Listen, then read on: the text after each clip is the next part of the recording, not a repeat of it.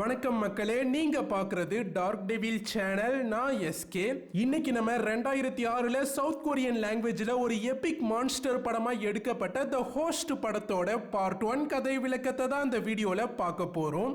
இது வரைக்கும் நீங்க நம்ம சேனலை சப்ஸ்கிரைப் பண்ணலன்னா மறக்காம சப்ஸ்கிரைப் பண்ணிக்கோங்க. த ஹோஸ்ட் இந்த படத்தோட ஸ்டோரி பிளாட் என்னன்னா, ஹியூமன்ஸோட ஹசார்டஸ் கெமிக்கல்ஸ் எல்லாம் ஹான் ரிவர்னு சொல்லப்படுற இடத்துல கொட்டுனதால ஒரு வித்தியாசமான மான்ஸ்டர் ஒன்னு கிரியேட் ஆகுது. அந்த மான்ஸ்டர் ஹான் ரிவருக்கு பக்கத்துல உள்ள மக்களை அட்டாக் பண்றப்ப ஹியூன் சியோன்ற ஸ்கூல் படிக்கிற பொண்ணை கடத்திட்டு போயிடுது. ஹியூன் சியோவோட அப்பாவும் அவளோட ஃபேமிலியும் ஒன்னா சேர்ந்து அந்த மான்ஸ்டர் கிட்ட இருந்து அந்த பொண்ணை காப்பாத்தினாங்களா இல்லையான்றது தான் த ஹோஸ்ட் படத்தோட கதை. சரி வாங்க, இப்ப நம்ம த ஹோஸ்ட் படத்தோட பார்ட் 1 கதை விளக்கத்தை பார்க்கலாம்.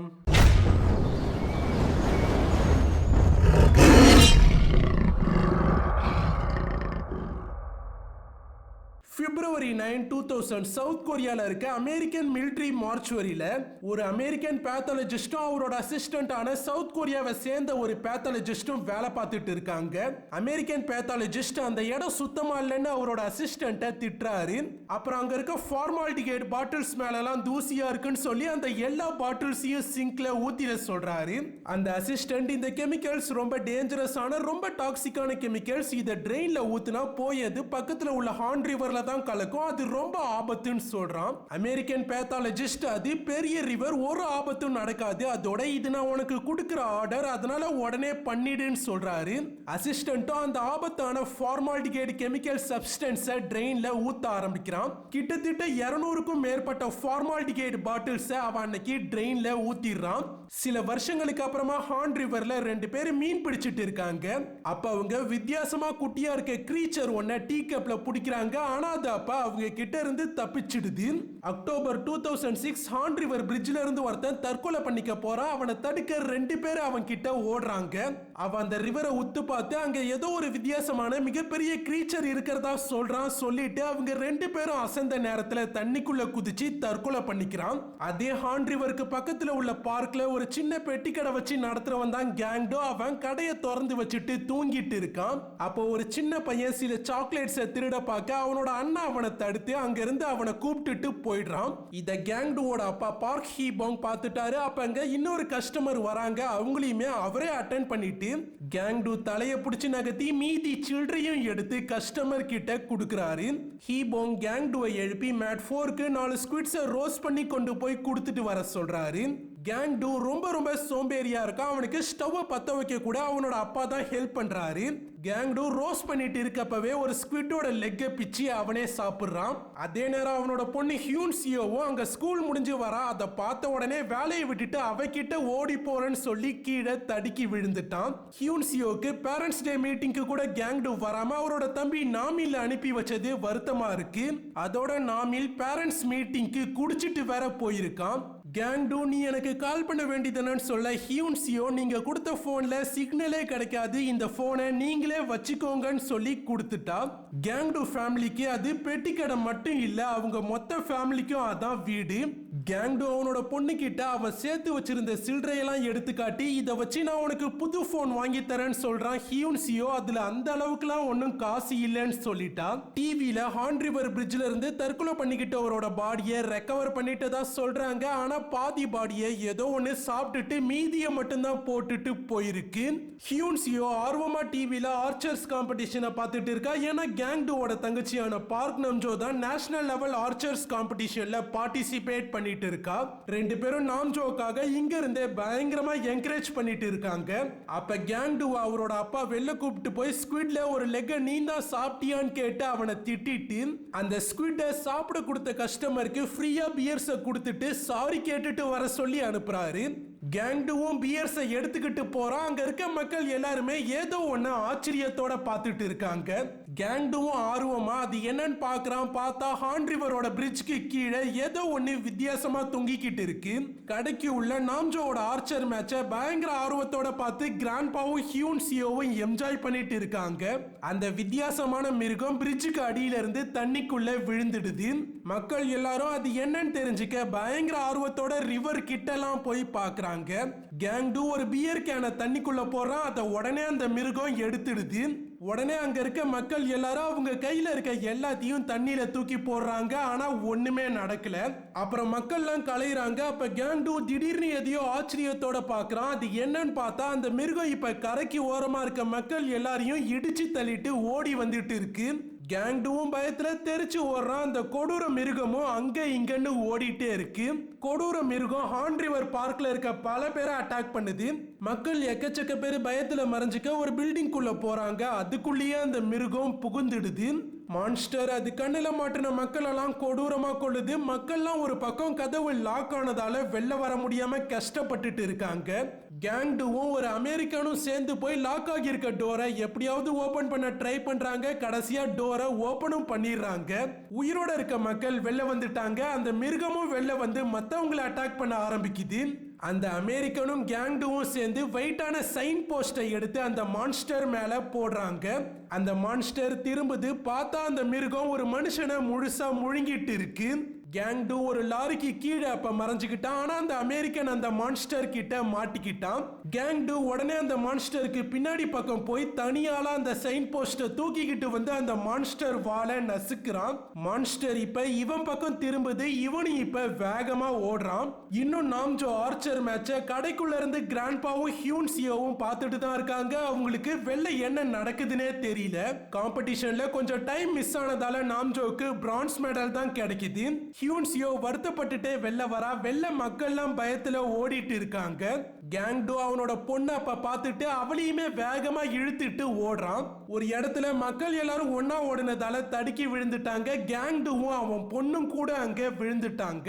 கேங்டு அவன் பொண்ணு கைய மறுபடியும் பிடிச்சிட்டு எந்திரிச்சு வேகமா ஓட ஆரம்பிக்கிறான். கொஞ்சம் தூரம் ஓடினதுக்கு அப்புறம் திரும்பி பார்த்தா அவன் கையில இருக்க பொண்ணு வேற ஒரு பொண்ணா இருக்கு. கேங்டுக்கு என்ன நடந்ததுனே புரியல. அப்புறம் பொறுமையா பார்த்தாதான் தடுக்கி விழுந்த இடத்துலயே ஹியூன்சியோ விழுந்து கிடக்கிறது தெரியுது. அந்த மான்ஸ்டர் வேகமா ஹியூன்சியோ கிட்ட வந்துட்டு மான்ஸ்டர் அதோட வாளால ஹியூன்சியோவை பிடிச்சிட்டு அதோட அது ஹார்ன் ரிவருக்குள்ளேயுமே வேகமா குதிச்சு தப்பிச்சிட்டு கிராண்ட்பா இப்பதான் கடையை விட்டு வெளில வராரு. கேங்டு ரிவரை தாண்டி வேகமா போயிட்டு இருக்க அந்த மிருகத்தை பார்க்கறான். ஹியூன்சியோவை எப்படியாவது காப்பாத்திட ட்ரை பண்ண இவனு போய் ரிவருக்குள்ள குதிக்கிறான். மான்ஸ்டர் ரிவருக்கு அந்த பக்கம் போனதும் ஆல்ரெடி முழுங்கின பையனை துப்பிட்டு ஹியூன்சியோவை முழுங்கிட்டு அப்புறம் துப்புன பையனை வாளால எடுத்துக்கிட்டு கிளம்பிடுது. கேங்டு பயங்கர ஷாக்ல கடையில உட்கார்ந்து இருக்கான். அங்க கவர்மெண்ட் ஏஜென்ட்ஸ் வந்து இன்னும் 10 நிமிஷத்துல உங்க பொருளெல்லாம் எடுத்துக்கிட்டு எல்லாரும் இந்த இடத்தை விட்டு கிளம்பணும்னு சொல்றாங்க. ஹீபோங்கும் கேங்டுவும் அந்த ஏரியால வாழ்ற மத்த மக்களோட சேர்ந்து அந்த ஏரியாவை விட்டு வெளியேறிட்டு இருக்காங்க. ஹார்ன் ரிவருக்கு பக்கத்துல இருக்க மொத்த ஏரியாவையும் கவர்மெண்ட் யாரும் உள்ள போக முடியாத மாதிரி சீல் பண்ணிட்டாங்க. நாம்ஜோ அவளோட அப்பாவும் அண்ணனும் இருக்க இடத்துக்கு வரா. அவளால ஹியூன்சியோ இறந்ததை சுத்தமா ஏத்துக்கவே முடியல. கேங்டோட தம்பியான நாமிலும் பயங்கரமா குடிச்சுக்கிட்டே அந்த இடத்துக்கு வரான். அவனாலையும் சுத்தமா ஹியூன்சியோ இறந்ததை ஏத்துக்கவே முடியல. கவர்மெண்ட் அந்த மான்ஸ்டரால இறந்த எல்லாருக்கும் அஞ்சலி செலுத்ததான் அந்த இடத்தை ரெடி பண்ணிருக்காங்க. அந்த இடத்துலயே ஹியூன்சியோவோட இழப்ப நினைச்சு இவங்க 4 பேருமே உருண்டு பரண்டு தாறுமாறா அழுறாங்க. கேங்டு அந்த மான்ஸ்டர் வந்தப்ப வேற ஒரு பொண்ணை இழுத்துட்டு ஓடுனது நாமிலுக்கு தெரியும். எல்லாமே கேங்டுவால தான் நடந்ததுன்னு சொல்லி நாமில் கேங்டுவை அடிக்கிறான். தாறுமாறா திட்டவும் செய்யறான். அப்புறம் சில ஏஜென்ட்ஸ் வந்து அந்த மொத்த ஃபேமிலியவும் அமைதிப்படுத்துறாங்க. அப்புறம் கிராண்ட்பா ஹியூன்சியோ ஹாப்பியா இருந்த மெமரிஸ் பத்தி அவரோட பசங்கள்கிட்ட சொல்லிட்டு இருக்காரு. ஹியூன்சியோவோட அம்மா ஹியூன்சியோ பிறந்த உடனே கேங்டு ஒரு ஆக்டிவானவனா இல்லாததால அவனை விட்டுட்டு ஓடிட்டாங்க. கேங்டு இப்ப கூட நல்லா தூங்கிட்டான். அதை பாக்குற நாமிலுக்கு அவன் மேல இன்னும் கோவம் தான் வருது. திடீர்னு அந்த இடத்துக்கு உடம்ப ஃபுல்லா ஒரு சூட்டால கவர் பண்ணிக்கிட்டு ஒருத்தங்க வரான். அவன் அங்க இருக்க மக்கள் கிட்ட ஹார்ன் ரிவர் ஆக்சிடென்ட்ல இருந்தவங்க அவங்க கூட இப்ப கான்டாக்ட் ஆனவங்க எல்லாரையுமே கை தூக்க சொல்றான். சில பேர் உடனே கைய தூக்குறாங்க. நாமில் எந்திரிச்சு இங்க என்ன நடக்குதுன்னு எக்ஸ்பிளைன் பண்ணி முதல்ல சொல்லுங்கன்னு சொல்றான். ஆனா அவன் எக்ஸ்பிளைன் பண்ணல. அங்க எக்கச்சக்க ஏஜென்ட் ஸ்மோக்க ரிலீஸ் பண்ணிட்டே உள்ள வராங்க. வந்தவங்க அங்க இருக்க எல்லாரையுமே வெளில இருக்க வேன்ல போய் ஏற சொல்றாங்க. ஏஜென்ட் ஏஜென்ட் அந்த மான்ஸ்டரை யாராவது தொட்டிங்களான்னு கேட்க கேங்டு உடனே நான் அந்த மான்ஸ்டரை தொடல, ஆனா அதை காயப்படுத்தின, அப்ப அதோட பிளட் என்னோட மூஞ்சி ஃபுல்லா அடிச்சிட்டுன்னு சொல்றான். உடனே அந்த ஏஜென்ட் பயத்தோட மத்த ஏஜென்ட்ஸை வர வச்சு கேங்டுவை கேப்சர் பண்றான். ஏஜென்ட்ஸ் கேங்டுவை ஒரு குவாரண்டைன் பேக்குள்ள போட்டு லாக் பண்ணி அவனை இழுத்துட்டு போறாங்க. பீப்புள்ஸ் இருக்க வேன்ல நியூஸ் ஓடுது. நியூஸ்ல அந்த கிரீச்சரோட ஹார்ன் ரிவர் கிட்ட தைரியமா சண்டை போட்ட அமெரிக்கன் ஒரு யூஎஸ் ஆர்மி சார்ஜென்ட்னும் அவன் பேரு டொனால்டு ஒயிட்னு சொல்றாங்க. சண்டையில டொனால்டு ஒயிட் அவரோட கையை இழந்துட்டாரு. அவர் இப்ப யூஎஸ் ஆர்மி ஹாஸ்பிட்டல்ல ட்ரீட்மெண்ட்ல இருக்காரு. ட்ரீட்மெண்ட் பண்ணவங்க டொனால்டு ஏதோ ஒரு புது விதமான வைரஸால அஃபெக்ட் ஆகி இருக்கிறத கண்டுபிடிச்சாங்க. யுனைடெட் ஸ்டேட்ஸ் இப்ப அந்த வைரஸ் பத்தி தான் ரிசர்ச் பண்ணிட்டு இருக்காங்க. அந்த வைரஸ் ஹார்ன் ரிவர்ல இருந்து வெளில வந்த கிரீச்சரால தான் பரவி இருக்குன்னு யுனைடெட் ஸ்டேட்ஸ் இப்ப கன்ஃபார்ம் பண்ணிருக்காங்க. மிலிட்டரி யூனிட்ஸ் ஹார்ன் ரிவரை ஃபுல்லா இப்ப டேக் ஓவர் பண்ணிட்டாங்க. அதனால தான் மக்களை அந்த ஹார்ன் ரிவர் கிட்ட இருந்து கிளம்ப சொல்லிட்டாங்க. அதோட அந்த மான்ஸ்டர் அட்டாக் நடந்த இடத்துல இருந்த மக்களையும் கேப்சர் பண்ணிட்டாங்க. கொரியன் கவர்மெண்ட் மான்ஸ்டர் அட்டாக் நடந்த இடத்துல இருந்த எல்லாரையும் இப்ப ஒரு ஹாஸ்பிட்டலுக்குள்ள குவாரண்டைன் பண்ணி தனியா ட்ரீட்மெண்ட்காக வச்சிருக்காங்க. டாக்டர் கேங்டு கிட்ட வந்து அவனை அதிகமா டெஸ்ட் பண்ண வேண்டி இருக்குன்னு சொல்லி நாளைக்கு காலையில வரைக்கும் எதுவும் அவனை சாப்பிடக்கூடாதுன்னு சொல்லிட்டாரு. ஆனா கேங்டு நைட் எல்லாரும் தூங்குனதுக்கு அப்புறமா ஒரு கேன் ஃபுட்டை ஓபன் பண்ணி சாப்பிடுறான். அப்போ கேங்டுவோட போன் ரிங் ஆகுது. அவனும் எடுத்து பேசுறான். அதுல பேசுறது யாருன்னு பார்த்தா கேங்டுவோட பொண்ணு ஹியூன் சியோ தான். ஹியூன் சியோ, நான் பேசுற போன்ல பேட்டரி கம்மியா தான் இருக்கு, நான் ஒரு சீவேஜ் சிஸ்டம்குள்ள தான் இருக்கேன், என்னை காப்பாத்துங்க, என்னால தனியா வெளில வர முடியலன்னு சொல்றான். போனும் கட் ஆகிடுது. அதை கேட்ட கேங்டுவுக்கு ஷாக்கா இருக்கு. கேங்டுவோட ஃபேமிலியும் இப்ப ஹியூன் சியோவோட குரலை கேட்டுட்டாங்க. அவங்க எல்லாருக்கும் ஹியூன் சியோ இன்னும் உயிரோட தான் இருக்கான்னு தெரிஞ்சிட்டு அடுத்த நாள் காலையில 2 பேரும் ஹார்ன் ரிவருக்கு பக்கத்துல அந்த வைரஸ் அழிக்க புகை போட்டுட்டு போயிட்டு இருக்காங்க. வண்டியை நிறுத்திட்டு 2 பேரும் வெளில வராங்க. கீழே மணி கிடக்கிறத பார்த்துட்டு ஒருத்தன் அதை போய் எடுத்துட்டு போறான். போறப்ப கரெக்டா அந்த மான்ஸ்டர் வந்து அவனை அட்டாக் பண்ணிடுது. அதோட அவங்க 2 பேரோட கதையும் முடியுது. மான்ஸ்டர் அந்த 2 பேரையும் எடுத்துக்கிட்டு ஹார்ன் ரிவரோட சீவேஜ் சிஸ்டம்ல இருக்க ஒரு மறைவான இடத்துக்கு தான் வருது. வால்ல புடிச்சு எடுத்துட்டு வந்தவனை கீழே போட்டுட்டு அப்புறம் வாய்க்குள்ள வச்சு எடுத்துட்டு வந்தவனையும் வெளில கக்குது. அப்புறம் அந்த இடத்துல இருந்து அந்த மான்ஸ்டர் கிளம்பிடுது. மான்ஸ்டர் தேவைப்படுறப்ப சாப்பிட ஹியூமன்ஸ் எல்லாம் கொண்டு அதோட நெஸ்டுக்கு எடுத்துட்டு வந்து வச்சிருக்கு. அந்த இடத்துக்குள்ளேயே செவுத்துல ஒரு ஹோல் இருக்கு. அங்கதான் ஹியூன் சியோ இப்ப மறைஞ்சிருக்கா. ஹியூன் சியோ புதுசா மான்ஸ்டர் கொண்டு வந்தவனை எழுப்ப ட்ரை பண்றான். ஆனா அவன் இறந்துட்டான். கொஞ்ச நேரத்துக்கு அப்புறம் அவனை செக் பண்ணதுல அவன்கிட்ட ஒரு போன் இருக்கு. ஆனா அது தண்ணியில நனைஞ்சதால ஒழுங்கா ஒர்க் ஆகல. கேங்டு ஹாஸ்பிட்டல் செக்யூரிட்டி கிட்ட அவனோட பொண்ணு கிட்ட இருந்து கால் வந்ததை பத்தி சொல்லி ஹெல்ப் கேட்கிறான். ஆனா செக்யூரிட்டி உன்னோட பொண்ணு இறந்துட்டா, அதை நீயே உன்னோட கண்ணால பாத்திருக்கேன்னு சொல்லியிருக்கேன்னு சொல்லி கேங்டு சொன்னதை நம்பல. நாமில் கேங்டுக்கு வந்த காலை ட்ரேஸ் பண்ணா உங்களுக்கு உண்மை தெரியும்னு சொல்ல செக்யூரிட்டி கால் ட்ரேசிங் எல்லாம் சும்மா சாதாரண ஆளுக்காக எல்லாம் பண்ண மாட்டோம்னு சொல்லிட்டான். ஹீபோங் செக்யூரிட்டிக்கு காசு கொடுத்து கரெக்ட் பண்ணலாம்னு பாக்குறான். ஆனா அதுவும் ஒர்க் அவுட் ஆகல. கேங்டு பொறுமையா நான் என்னோட பொண்ணை அந்த மான்ஸ்டர் சாப்பிட்டதை பார்த்தேன் தான். அப்புறமா அந்த மான்ஸ்டர் சீவர் சிஸ்டம்குள்ள போனதுக்கு அப்புறமா என்னோட பொண்ணை வெளில துப்பி இருக்கலாம்னு சொல்றான். செக்யூரிட்டி டாக்டர்கிட்ட இவனுக்கு பைத்தியம் பிடிச்சிட்டுன்னு நினைக்கிறேன்னு சொல்லிட்டு கிளம்புறான். நாம்ஜோ ஹியூன் சியோ ஒரு நாளுக்கு மேல சாப்பிடாம இருந்திருக்கா, அவளை உடனே காப்பாத்தி ஆகணும்னு சொல்றா. கேங்டு ஃபேமிலி மொத்தமும் ஹியூன் சியோவை அவங்களே காப்பாத்தலாம்னு முடிவு பண்றாங்க. அதனால முதல்ல ஹாஸ்பிட்டல்ல இருந்து யாருக்கும் தெரியாம வெளில போக ட்ரை பண்றாங்க. நர்ஸ் ஒருத்தி கேங்டுவை ஐடென்டிஃபை பண்ணிட்டா. அதனால கேங்டு ஃபேமிலி வேகமா ஓட ஆரம்பிக்கிறாங்க. லிஃப்ட்டுக்குள்ள போனதுக்கு அப்புறம் 4 பேரும் அவங்களோட பேஷண்ட் ட்ரெஸ்ஸை கழட்டிட்டு நார்மல் ட்ரெஸ்ஸை எடுத்து போட்டுக்கிறாங்க. ஹீபோங் இவங்க தப்பிக்க முன்னாடியே கால் பண்ணி ஒரு வேனை கூட ரெடி பண்ணிட்டாரு. பார்க்கிங்ல செக்யூரிட்டிஸ் இவங்கள துரத்த வேகமா இவங்க ஓடி போய் ரெடியா இருந்த வேன்ல ஏறிட்டாங்க. அப்புறம் பார்த்தாதான் நாம்ஜோ இன்னும் வேன்ல ஏறவே இல்லைன்னு தெரியுது. நாம்ஜோ செக்யூரிட்டிஸ் கண்ணுல இன்னும் படல. ஆனா இவங்க நாம்ஜோ இருக்க இடத்த பார்த்துட்டாங்க. ஹீபோங் உங்களோட தங்கச்சியை எப்படிடா விட்டுட்டு வந்தீங்கன்னு சொல்லி 2 பேரையுமே அடிக்கிறாரு. நாம்ஜோ அழகா பொறுமையா யாருக்கும் தெரியாம கடைசியில வேன்ல வந்து ஏறிட்டா. செக்யூரிட்டி ஒருத்தனும் எப்படியாவது இவங்களை புடிச்சிடலான்னு ட்ரை பண்றான். ஆனா இவங்க 4 பேருமே வேன்ல ஏறி அங்க இருந்து தப்பிச்சிட்டாங்க. இவங்கள வேன்ல பிக்கப் பண்ணிட்டு வந்தவன் ஹீபோங் கிட்ட நீங்க கேட்ட பொருள் அப்புறம் உங்களை பிக்கப் பண்ணது அப்புறம் சீவர் மேப் எல்லாத்துக்கும் $11,400 காசை கொடுக்க சொல்றான். டிவி நியூஸ்ல இவங்க 4 பேரும் ஹாஸ்பிட்டல்ல இருந்து தப்பிச்சிட்டதை பத்தி சொல்லிட்டு இருக்காங்க. ஹீபோங் அவர்கிட்ட இருக்க எல்லா மணியவும் கொடுத்துட்டாரு. கடைசியில அந்த கிரிமினல்ஸ் காசு பத்தலன்னு மிரட்டி ஹீபோங்கோட கார்டையும் வாங்கிக்கிட்டானுங்க. ஆனாலும் சொன்ன மாதிரியே ஒரு வேனோட சேர்த்து இவங்க கேட்ட எல்லா பொருளையும் கொடுத்துட்டானுங்க. இவங்க ஹான் ரிவர் கிட்ட போகணும்னா இப்ப செக்யூரிட்டி செக்கப்பை தாண்டி தான் போகணும். செக்யூரிட்டி சிவிலியன்ஸை எப்படியும் உள்ள விட மாட்டாங்க. அதனால புகை போட போற ஒர்க்கர்ஸ் மாதிரி தான் இவங்க செக்யூரிட்டி செக்கப்பை தாண்டி போக போறாங்க. செக்யூரிட்டி கேட் கிட்ட வந்துட்டாங்க. அதனால நாம்ஜோ அண்ட் நாமில் வேனுக்கு பின்னாடி நல்லா மறைஞ்சுக்கிட்டாங்க. ஹீபோங் அண்ட் கேங்டோ அவங்க ஃபேஸை நல்லா மாஸ்கால மூடிக்கிட்டாங்க. இப்ப ஒர்க்கர்ஸ் எல்லாரும் மாஸ்க் போட்டிருக்கணும்ன்றதால யாருக்கும் அதுல டவுட் வராது.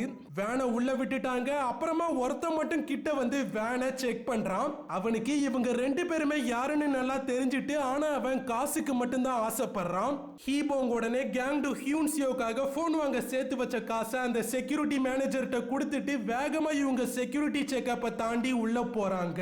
ஃபுல்லா வேன் கழுவப்பட்டதுக்கு அப்புறம் தான் வேனை உள்ளவே விடுறாங்க. ஹான் ரிவரோட சீவர் சிஸ்டம் ரொம்ப பெருசு. அதனால 4 பேரும் வேகமா தேட ஆரம்பிக்கிறாங்க. பல இடங்கள்ல தொடர்ந்து தேடிட்டே இருக்காங்க. தேடி முடிச்ச இடங்களை மேப்ல மார்க் பண்ணிட்டும் இருக்காங்க. கேங்டு வேனோட ஸ்மோக்லயே ஓடி வந்துட்டே இருக்கான். ஏன்னா அவனால வைரஸ் அவனோட பொண்ணுக்கு பரவிடக்கூடாதுன்றதுக்காக தான். அந்த அளவுக்கு அவன் பொண்ணு மேல அவன் பாசம் வச்சிருக்கான். நாமில் நமக்கெல்லாம் ஒண்ணுமே ஆன மாதிரி தெரியல, எனக்கு வைரஸ் மேல நம்பிக்கையே இல்லைன்னு சொல்றான். அப்ப ஹீபோங் கவர்மெண்டே சொல்லுது அதை நம்ம நம்பணும்னு சொல்றாரு. 4 பேரும் தொடர்ந்து தேடிட்டே இருக்காங்க. 4 பேருக்கும் பயங்கர டயர்டா இருக்கு. 4 பேரும் திடீர்னு ஏதோ அங்க சத்தம் கேட்கறத நோட் பண்றாங்க. லைட் எல்லாம் ஆஃப் பண்றாங்க. ஏதோ லைட்டா மூவ் ஆன மாதிரி கூட நாமிலுக்கு தெரியுது. கன்னை எடுத்து ஃபயர் பண்ண தயாரா இருக்காங்க. நாம்ஜோ மேல திடீர்னு தண்ணி மாதிரி ஏதோ சொட்டுது. உடனே எல்லாரும் மேல பார்த்து ஃபயர் பண்றாங்க. அப்புறம் பார்த்தா அங்க ஒண்ணுமே இல்ல, சொட்டுனது உண்மையாவே தண்ணி தான். இவங்க இருக்க இடத்துக்கு பக்கத்துல பிரதர்ஸ் 2 பேரு யாருக்கும் தெரியாம மறைஞ்சு போயிட்டு இருக்காங்க. அதுதான் அந்த 4 பேருக்கும் சத்தம் கேட்டதுக்கு ஏதோ மூவ் ஆன மாதிரி தெரிஞ்சதுக்கெல்லாம் காரணம். இந்த பிரதர்ஸ்க்கு வீடு கிடையாது, பேரண்ட்ஸும் இல்ல. இந்த சீவர்ஸ்ல அங்க இங்கன்னு மறைஞ்சு தான் அவங்க லைஃபை ஓட்டிக்கிட்டு இருக்காங்க. எல்டர் பிரதரோட பேரு செஜின், அப்புறம் யங்கர் பிரதரோட பேரு செஜோ. 2 பேரும் மறைஞ்சு ஹான் ரிவருக்கு பக்கத்துல உள்ள ஹீபோங்கோட ஷாப்க்கு வந்து அங்க அவங்க பசிய ஆத்திக்க தேவைப்படுற பொருள் எல்லாம் மட்டும் திருடுறாங்க. சின்ன பையன் அங்க காசு இருக்கு, அதையும் நம்ம எடுத்துக்கலாம்னு சொல்ல, அண்ணன் நம்ம சாப்பாட்டுக்கு வழி இல்லாம தான் திருடுறோம், காசையும் எடுத்தா அதுக்கு பேரு தான் திருட்டுன்னு சொல்றான். 2 பேரும் மறுபடியும் சீவரை நோக்கி போயிட்டு இருக்காங்க. அங்க ஏதோ ஒன்னு வித்தியாசமா செஜின் கண்ணுக்கு தெரியுது. என்னன்னு பார்த்தா அதுதான் அந்த கொடூரமான மான்ஸ்டர். இவங்க 2 பேரும் அதை பார்த்ததுமே வேகமா ஓட ஆரம்பிக்கிறாங்க. மான்ஸ்டரும் விடாம இவங்களை துரத்திட்டு வந்து புடிச்சிடுது. இதோட த ஹோஸ்ட் படத்தோட பார்ட் 1 கதை விளக்கம் முடியுது. இந்த படத்தோட கண்டினியூவேஷன் ஸ்டோரிய பார்ட் 2 வீடியோல சொல்றேன். அந்த வீடியோவையும் மறக்காம செக் பண்ணி பாருங்க. இந்த வீடியோ பிடிச்சிருந்தா லைக் பண்ணுங்க. வீடியோவை உங்க ஃப்ரெண்ட்ஸ்க்கும் மறக்காம ஷேர் பண்ணுங்க. இது வரைக்கும் நீங்க நம்ம சேனலை சப்ஸ்கிரைப் பண்ணலனா மறக்காம சப்ஸ்கிரைப் பண்ணிக்கோங்க. அடுத்து ஒரு நல்ல வீடியோவோட நான் உங்களை வந்து சந்திக்கிறேன். அது வரைக்கும் உங்களிடமிருந்து விடை பெறுவது எஸ்கே. டாடா, பாய் பாய்.